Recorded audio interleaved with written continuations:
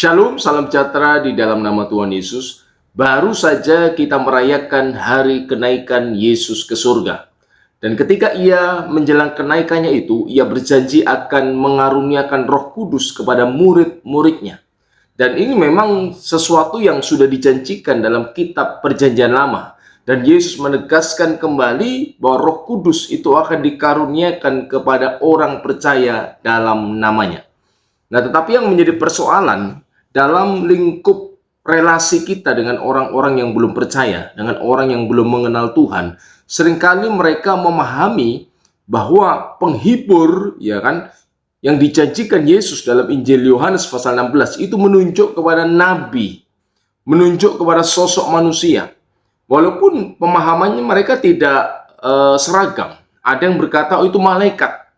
Ada yang berkata nabi. Ada yang berkata ya manusia, seperti dalam pemahaman teologis mereka. Nah, tentu dalam perspektif iman Kristen, ini sebuah penafsiran yang salah, ya kan? Karena kitab suci jelas menyatakan, loh, kalau mereka menyandarkan itu pada kitab mereka sendiri, silahkan, itu urusan mereka. Tetapi kalau kemudian menafsirkan apa yang sudah jelas dinyatakan dalam kitab suci kita sebagai orang Kristen, itu jelas merupakan penafsiran yang salah. Dan sudah masuk ke dalam ranah menafsirkan kitab suci agama lain tidak sesuai yang diyakini oleh agama tersebut. Ya kan? Ini tentu sesuatu yang tidak diperbolehkan. Misalnya ada orang bukan beragama Buddha, bukan beragama Islam, kemudian menafsirkan kitab suci agama Buddha, menafsirkan kitab suci agama Islam menurut pemahamannya sendiri. Tidak sesuai dengan apa yang diyakini oleh pemeluk agamanya. Ya tentu tidak sesuai, tidak diperbolehkan. Baik secara teologis itu salah, secara hukum juga tidak dibenarkan. Nah, kalau kita lihat dalam Yohanes pasal 14 ayat 16, ini adalah percakapan Yesus pada malam sebelum ia disalibkan dengan murid-muridnya. Saya akan bacakan. Aku akan minta kepada Bapa, dan ia akan memberikan kepadamu seorang penolong yang lain. Perhatikan ungkapan penolong yang lain, supaya ia menyertai kamu selama-lamanya. Maksudnya menyertai murid-muridnya selama-lamanya. Ayat 17, yaitu roh kebenaran. Dunia tidak dapat menerima dia, sebab dunia tidak melihat dia dan tidak mengenal dia. Tetapi kamu mengenal dia, sebab ia menyertai kamu dan akan diam di dalam kamu. Kita lompat di dalam ayat yang ke-26. Tetapi penghibur, ya kan, yang dimaksudkan menunjuk kembali kepada apa yang dinyatakan Yesus di dalam ayat yang ke-16. Tetapi penghibur, yaitu Roh Kudus, yang akan diutus oleh Bapa dalam namaku, dialah yang akan mengajarkan segala sesuatu kepadamu dan akan mengingatkan kamu akan semua yang telah kukatakan kepadamu. Dikatakan tetapi penghibur, yaitu Roh Kudus. Nah, kalau kita membaca ayat-ayat ini dalam terjemahan bahasa Indonesia, terlebih lagi dalam teks aslinya berbahasa Yunani, sudah jelas sebenarnya identitas penolong atau penghibur yang dimaksud oleh Kristus. Mari kita telaah perlahan-lahan. Di dalam ayat yang ke-16, aku akan meminta kepada Bapa dan ia akan memberikan kepadamu seorang penolong yang lain, supaya ia, penolong yang lain itu, menyertai kamu selama-lamanya. Di sana ada ungkapan menyertai kamu selama-lamanya. Ya, dari bentuk waktunya bukan hanya setahun, 2 tahun, tetapi selama-lamanya. Nah, kalau ada ungkapan selama-lamanya, tentu tidak mungkin, ya kan, identitas penghibur ini, penolong ini, itu ditujukan kepada manusia biasa yang terbatas. Manusia tidak mungkin menyertai manusia selama-lamanya. Dan penyertaan manusia itu terbatas, baik dalam kemampuan kapasitasnya, maupun dalam rentang waktunya. Karena manusia juga tidak kekal, akan mengalami kematian. Tetapi berjanji menyertai kamu. Ini konteksnya murid-muridnya. Nah, saat itu kalau ini diyakini adalah nabi mereka, belum lahir dong, ya kan, baru muncul 7 abad setelah kenaikan Yesus. Berarti jelas tidak menunjuk kepada sosok manusia, terlebih nabi mereka. Ayat 17, yaitu roh kebenaran. Dunia tidak dapat menerima dia sebab dunia tidak melihat dia. Ya jelas tidak melihat dia. Tidak melihat. Berarti sang penghibur ini bukan berwujud fisik seperti manusia yang kelihatan, tetapi adalah berbentuk roh. Karena dunia tidak melihat dia, tetapi kamu mengenal dia sebab ia menyertai kamu dan diam dalam kamu. Diam di dalam. Manusia tidak bisa diam di dalam diri seseorang, ya kan? Tetapi dikatakan roh itu akan diam, dan lebih jelas dinyatakan di dalam ayat yang ke-26, tetapi penghibur. Saya akan bacakan di dalam bahasa aslinya ya. Hode parakletos to pneumatoagion. Tetapi penghibur parakletos itu, siapakah dia? Dinyatakan jelas identitasnya bahwa ia adalah Roh Kudus, bukan nabi, bukan malaikat. Sekali lagi, Roh Kudus itu adalah Rohullah, rohnya Allah, bukan nabi, bukan malaikat. Kalau saya bacakan dalam tulisan Baba Senuda, seorang pemimpin gereja Koptik, dalam bukunya Qonun Al-Iman, dalam bagian tentang Roh Kudus, dalam pengakuan imanisia yang beberapa waktu lalu kita sudah bahas, di sana ada ungkapan nu'min bi rohil kudus, kami percaya kepada Roh Kudus. Siapa Roh Kudus? Dijelaskan di sini, nu'min anallaha hayyun, kami percaya bahwa Allah itu hidup. Setuju? Kita percaya Allah itu maha hidup. Kemudian dikatakan wa huwa hayyun birruhi, dan dia hidup dengan rohnya. Faruhul Kudus huwa ruhullah, dan Roh Kudus itu adalah roh Allah itu sendiri, yang dalam penciptaan ia memberikan kehidupan kepada seluruh ciptaan. Itulah roh Allah, bukan malaikat, bukan manusia. Malaikat itu adalah roh yang diciptakan, tetapi Roh Kudus, rohullah, adalah rohnya Allah itu sendiri. Karena itu dikatakan kami percaya kepada Roh Kudus dalam pengakuan iman itu, Ar-Rabbul Muhyi, roh yang Tuhan yang menghidupkan. Karena Roh Kudus itulah yang memberikan kehidupan kepada manusia.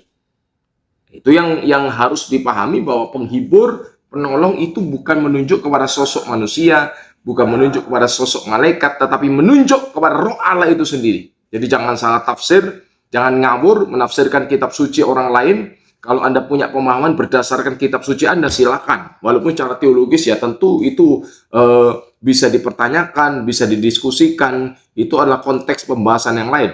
Tapi kalau dalam konteks kitab suci iman Kristen, tidak ada penafsiran lain yang menunjuk kepada parakletos yang dijanjikan Yesus selain Roh Kudus. Itu jelas. Tidak ada penafsiran yang lain. Karena dari konteks bahasa, kalimat, dan teologisnya jelas siapakah parakletos, itu adalah Roh Kudus. Nah, yang kedua yang menarik, kenapa Yesus mengatakan di ayat 16, aku akan memberikan kepadamu penolong yang lain. Dalam bahasa Yunaninya alon parakletos, alon parakleton. Kenapa penolong yang lain, parakleton yang lain? Karena gelar Sang Mesias, kalau kita membaca dalam tulisan rabi-rabi sebelum zaman Yesus, kita membaca dalam kitab Perjanjian Lama, dalam kitab Peratapan pasal pertama 16, Mesias itu bergelar Menahem dalam bahasa Ibrani. Menahem itu adalah penolong, penghibur. Karena itu, kalau Mesias itu adalah sang penolong, sang penghibur, maka Roh Kudus itu yang akan melanjutkan karya sang Mesias itu disebut alon parakleton, ya kan? Atau Menahem Achor, penolong yang lain. Kalau kita baca ya dalam 1 Yohanes, Yohanes pun menyatakan demikian dalam 1 Yohanes pasal yang kedua. Ayat yang pertama.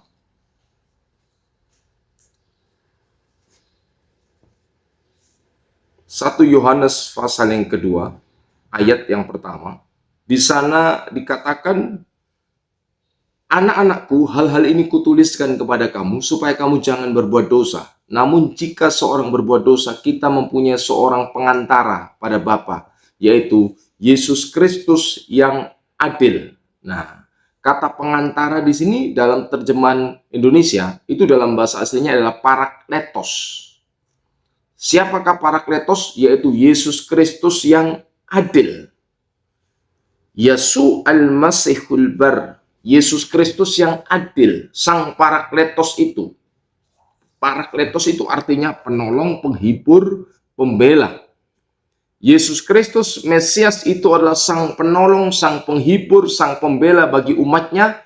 Dan ketika ia naik ke surga, ini bicara secara oikonomia, Tritunggal dalam karyanya, firman-Nya menjadi manusia, ya kan? Ia mati, bangkit, naik ke surga bagi kita, dan karyanya itu dilanjutkan oleh Roh Kudusnya yang berdiam dalam diri orang percaya, menggambarkan pembaharuan Allah atas ciptaan itu, seperti Allah menciptakan manusia sejak semula, yang menghembuskan nafas hidup itu, yaitu Roh Allah pada penciptaan Adam. Demikian juga melalui karya Sang Mesias yang sudah mati, bangkit, dan naik ke surga, penebusan itu sudah terjadi, keselamatan itu sudah dikaruniakan, maka Allah kembali memberikan kehidupan kepada manusia yang sudah mati karena dosa, mati secara rohani.